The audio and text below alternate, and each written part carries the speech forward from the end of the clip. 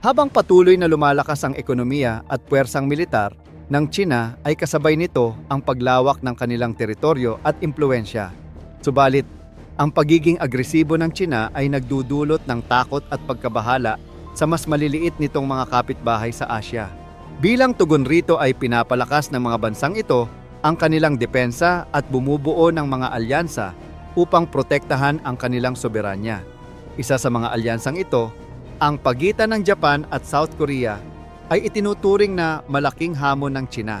Ang Japan at South Korea ay may mahabang kasaysayan ng hidwaan, lalo na't sinakop ng Japan ang Korea mula 1910 hanggang 1945. Sa kabila ng matagal na tensyon sa pagitan ng dalawang bansa, ang mga banta mula sa China at North Korea ay nagtulak sa kanila na ayusin ang kanilang hindi pagkakaunawaan.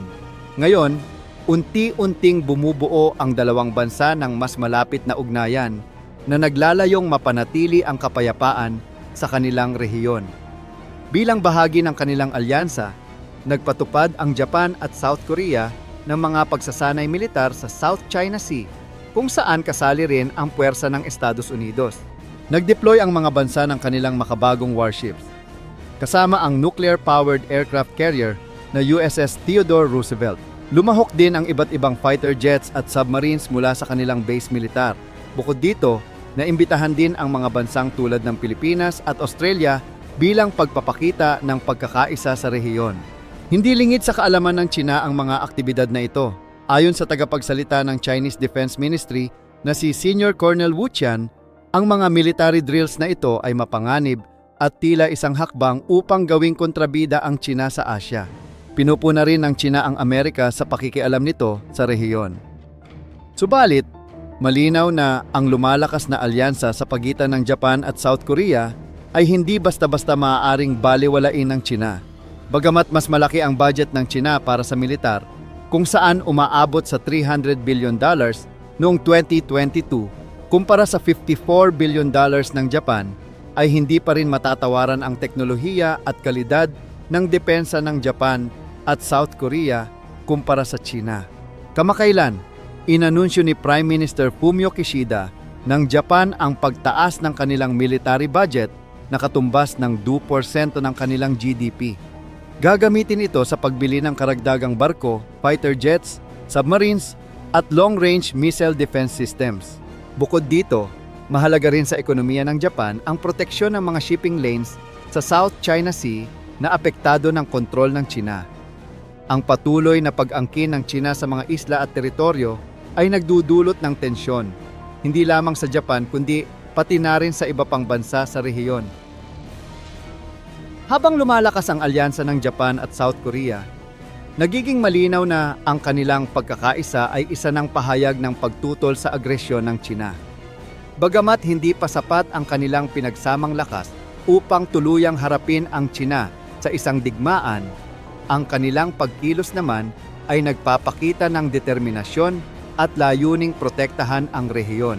Ayon sa Global Firepower Index, ang Japan ay nasa ika-7 pwesto sa pinakamalalakas na puwersang militar sa mundo ngayong 2024. Bagamat higit na mas malaki ang China sa iba't ibang aspeto tulad ng manpower, air force, naval forces at military budget, hindi pa rin matatawaran ang kakayahan ng Japan sa tunay na labanan dahil kilala ang kanilang Navy bilang isa sa pinakamahusay sa buong mundo dahil sa kanilang kasanayan sa naval battle tactics na nagsimula pa noong World War II. Bagamat mas kaunti ang kanilang mga sasakyang pandagat kumpara sa China, ang kanilang Maya-class destroyer ships naman ay moderno, mabilis at may mas pinakabagong armas. Upang higit pang palakasin ang kanilang militar, ang Japan ay patuloy na gumagawa at nagbebenta ng sariling mga fighter jets sa ibang bansa upang makalikom ng pondo para sa military upgrades. Ang kanilang Air Force ay hindi rin pahuhuli, gamit ang mga makabagong kagamitan tulad ng F-35 fighter jets, surveillance planes, at attack helicopters. Kasalukuyan nilang tinutulungan ang US sa pagbuo ng bagong henerasyon ng fighter planes na pinagsasama ang teknolohiya ng armas ng US at ang kakayahan ng mga Japanese manufacturers tulad ng Mitsubishi at Kawasaki. Isang malaking kalamangan ng Japan ay ang kanilang estratehikong pagkakalagay ng military bases sa buong bansa. Dagdag pa rito, merong 7 US air bases at mahigit 50,000 Amerikanong tropa na ang matagal nang nakapwesto sa Japan simula pa noong 1957. Ang kanilang kapasidad na depensahan ang bansa ay lalo pang pinalakas noong 2022 nang bumili sila ng Tomahawk missiles mula sa US at air-to-air missiles mula Norway na nagdagdag ng 35% sa kanilang depensibong kakayahan laban sa anumang atake, partikular mula sa China. Ngunit ano nga ba ang nagtutulak sa Japan na muling palakasin ang kanilang militar? Ang lumalaking banta mula sa China at North Korea ang pangunahing dahilan. Bagamat maingat ang Japan na huwag maulit ang kanilang imahe bilang mananakop noong World War II, napipilitan pa rin silang maghanda dahil sa patuloy na tensyon sa rehiyon. Samantala, ang South Korea naman ay pang-5 sa Global Firepower Index ngayong taon. Malaki ang kanilang lakas militar salamat sa mandatory military service na nagbunga ng mahigit 3.8 milyong fighting personnel.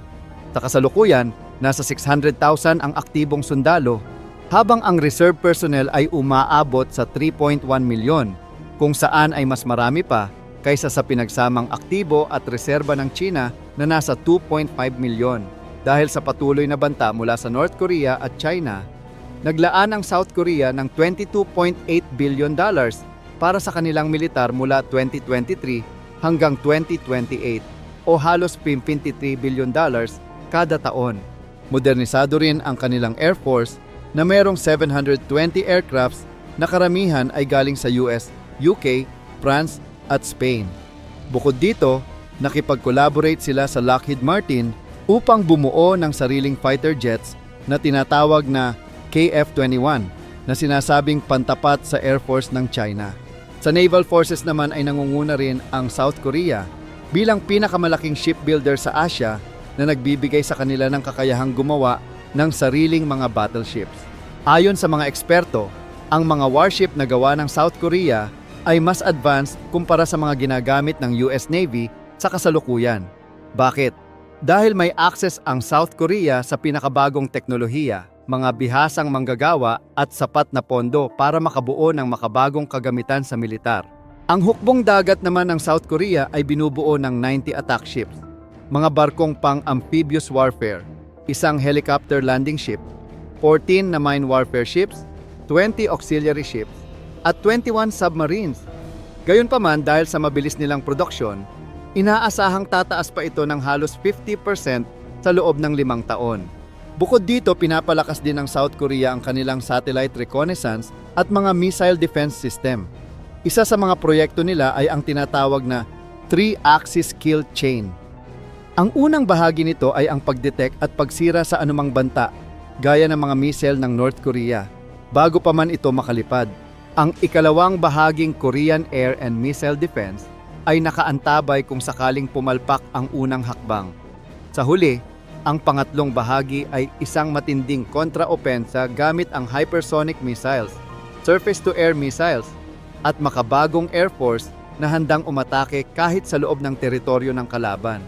Bagamat hindi sapat ang puwersa ng Japan at South Korea para pantayan ang lakas ng China sa isang malaking digmaan, ayon sa mga dalubhasa, tiyak na magdudulot pa rin ito ng matinding pinsala at malaking bilang ng casualties sa panig ng China.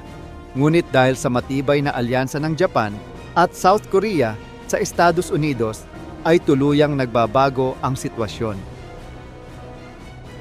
Sa kasalukuyan, may 120 active US military bases sa Japan at 73 naman sa South Korea. Ipinapakita nito na hindi iiwan ng Amerika ang dalawang bansang ito sa oras ng giyera. Kapag nagsama-sama ang tatlong puwersang militar, maaaring mawala ng laban ang China lalo na't kulang sila sa aktwal na karanasan sa digmaan. Bukod dito, may malaking takot ang China sa posibilidad na mawala ang kanilang supply chain mula sa mga industriyang nakadepende sa South Korea, Japan at Taiwan. Simula 2021, limitadong supply na ng microchips mula sa mga higanting kumpanya gaya ng Samsung at SK Hynix ang napupunta sa China bilang suporta sa mga international sanctions laban sa North Korea. Noong Mayo naman ay naglunsad ang China ng trilateral talks kasama ang Japan at South Korea upang mapababa ang tensyon sa rehiyon. Gayunpaman, marami ang naniniwalang mas lalong lalalim ang alyansa ng South Korea at Japan, kasama ang Amerika, upang labanan ang agresibong paggalaw ng China. Ang iba pang mga bansa tulad ng India at Australia ay nagpapalakas na rin ng kanilang mga puwersa dahil sa banta mula sa China. Sa panig ng Pilipinas, kahit limitado ang ating mga resources, ay nariyan pa rin ang tapang at determinasyon ng bawat Pilipino na ipaglaban ang ating bansa. Sa huli, ang mga tensyon sa Asia ay nagpapaalala sa atin na ang kapayapaan ay kailangang pangalagaan. Pero mahalaga rin na laging handa ang mga bansa sa anumang sitwasyon na ito. Sa mga ganitong pagkakataon, ang pagkakaisa ng mga bansa ay susi para sa mas matatag at mas payapang rehiyon. Ikaw, sa tingin mo, sino ang mananaig sa labanan kung magkasama ang Japan, South Korea at Amerika laban sa China? Huwag kalimutang ibahagi ang iyong comment sa comment section down below.